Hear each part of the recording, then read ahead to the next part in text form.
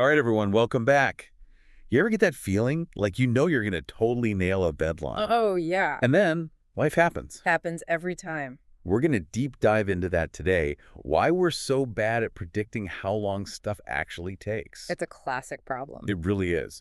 And we've got some psychology research to help explain it. Yeah, it's called the planning fallacy. The planning fallacy. And it affects all of us, really, from, students trying to get that essay done. Oh, I know those dudes. To, believe it or not, huge government projects. We'll get to those. Those are fun. So we're looking at this paper from way back, 1994. Classic. It's called Exploring the Planning Fallacy, published in the Journal of Personality and Social Psychology. Good stuff. Dense, but good. It is dense, but it's really fascinating. So set the stage for us. What exactly is this planning fallacy? Well, it's that tendency we all have to think we can get things done faster than we actually can. Even when we, probably have evidence to the contrary. Right. Even when we know, deep down, we're probably going to be late. It's like our own personal history is meaningless. Kinda. This paper doesn't just talk about this theoretically, though.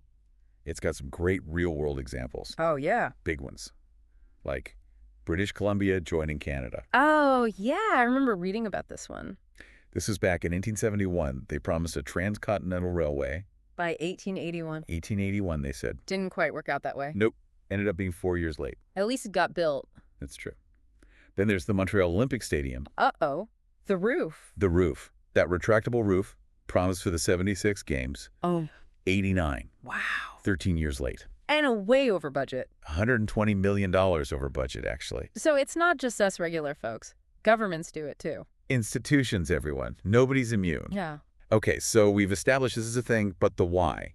What's going on in our brains that makes us fall for this fallacy over and over? Right. So the study, they suggest there's two ways we think we make predictions. One is using singular information. Singular? Singular. It's very focused on the specific task right in front of you. Like, you make a plan in your head based on just what you see right now. So if I'm making my to-do list for today... That's it. You're using singular information, thinking, okay, I can knock these 5 things out, no problem. And then 8 p.m. rolls around, and I'm like, what happened? Exactly. Okay, so that's one way. What's the other? The other is using distributional information. And this is where, you're thinking about how long similar stuff took you in the past. Or how long it took other people. Right. You're bringing in that bigger picture. You are. Which is funny, because that's when I know I'm lying to myself. How so? It's like, this time, I'll totally start that essay a week early. Yeah. But have I ever done that? Nope. And that's the thing, isn't it? This study, they actually watched people making predictions. Like spied on them. Not quite. They used what are called think aloud protocols. Oh, okay. So people are saying out loud what they're thinking as they're estimating. Fascinating. And what they found was people almost never actually use that past experience. We're doomed. So why? Why do we ditch all that valuable info from our own lives? Yeah, good question. The study highlights 3 main reasons. Lay 'em on me. All right, number 1, they call it the future focus trap. Basically, when we're making predictions, we're thinking about the future, right? Makes sense. That's what a prediction is. Exactly. So our minds, they naturally just look ahead, not back at all those times we messed up. We get all caught up in picturing that finished product. It'll be so great when this is done. Right, and all the rewards we'll get. We forget about the slog to get there. Okay, so that's reason number 1. What else we got? Reason number 2 is the similar problem. The similar problem. Yeah, so it can be hard to figure out which past experiences actually apply to the task at hand. Like we convince ourselves that this time is unique. Exactly. Even if it's probably not. We dismiss those old projects as oh, that was different. So we don't have to learn from them. Exactly. Convenient. Okay, that's 2 reasons. There's got to be more. Oh, there's one more. And this is the one I find the most interesting. Hit me. It's what the researchers called sneaky attributions. Sneaks. Attributions. So this is where we explain away those past failures of ours. We make them seem like flukes. Oh my gosh, this is me. It is. It's like, yeah, that report was late because my computer crashed, but that was totally random. Won't happen again. Classic sneaky attribution. It's like we're trying to protect our egos or something. Yeah, or maybe we just really want to believe that this time will be different. Well, we're all about optimism here. That's true. The paper actually has this example where people would blame external factors for their delays, anything but themselves. It's always something else's fault. It is. And that lets us keep that "this time is different" story going. Even when deep down we probably know better. We're very good at self-deception.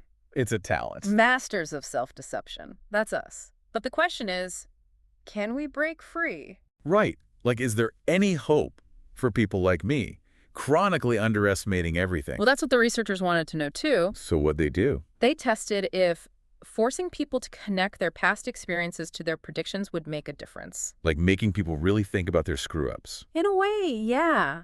And it kind of worked. Kinda. So spill the beans. What happened? So just remembering past projects, that didn't really change people's predictions. Figures. We're good at blocking that stuff out. We are. But get this.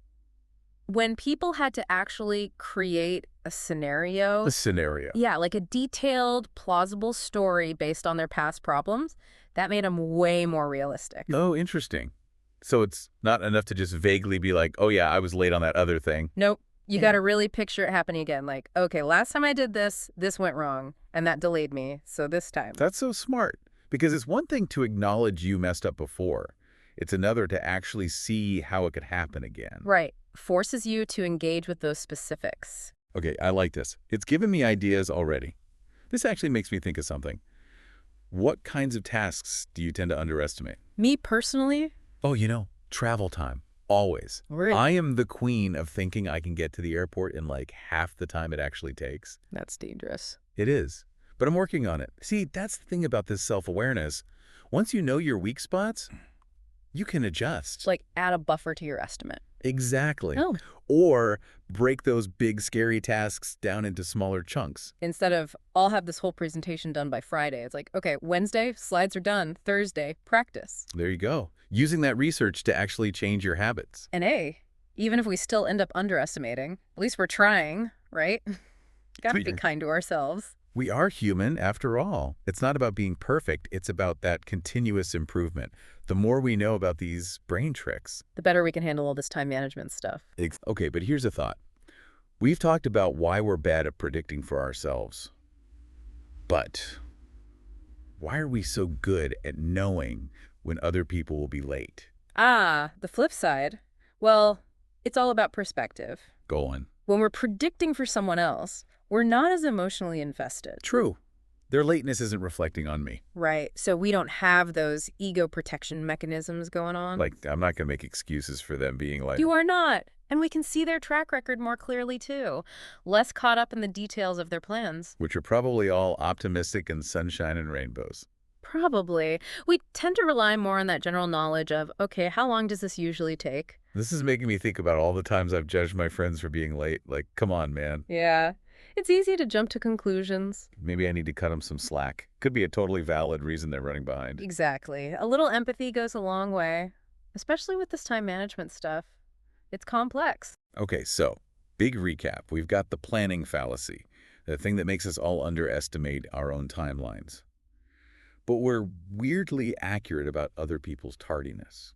And we've talked about the why and how we might actually escape this time warp. And how maybe a little optimism isn't such a bad thing after all. Maybe it helps us get started on those big, ambitious projects in the first place. Gotta have those dreams. So we've been diving deep into our perceptions of time, all the little biases we have. And that very human tendency to hope for the best, even when we probably shouldn't. But I feel like we always end up with more questions, don't we? We do. It's the nature of the beast. Like, how do we make our predictions more accurate? Not just less biased, but like actually right? Yeah. And is there a way to be optimistic without, setting ourselves up for failure? Tough balance. It is. I mean, what if we were always totally brutally honest about how long things really take? We'd never start anything. Exactly. Yeah. Right. Like maybe we need that can-do attitude. Even if it means, missing a deadline here and there. It's like that saying, shoot for the moon. Even if you miss, you'll land among the stars. Maybe project planning is the same way. Maybe so. Maybe there's this sweet spot between being realistic, but also having enough optimism to keep going, to start those big, crazy projects. It makes you wonder if maybe those unexpected delays aren't always a bad thing. Ooh, I like that. Tell me more. Like those times you gotta scramble, adapt. Maybe that's where the real growth happens. Those detours can make us more creative, more resourceful. Exactly. You got to think outside the box. It's a good reminder. The journey is just as important as the destination, even with deadlines. Love that.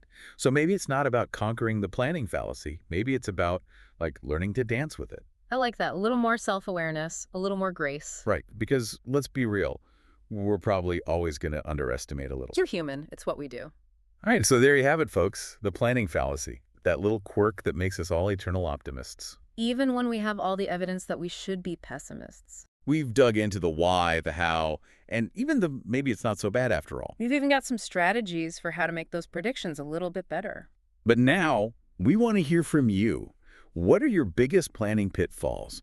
What do you always underestimate, no matter how hard you try? Hit us up on social media. We love hearing your stories. And until next time, remember, even if you're running behind, you're not alone. We're all in this crazy time warp together. Be kind to yourself. Embrace the unexpected and keep diving deep into the weird and wonderful world of human behavior. We'll catch you next time.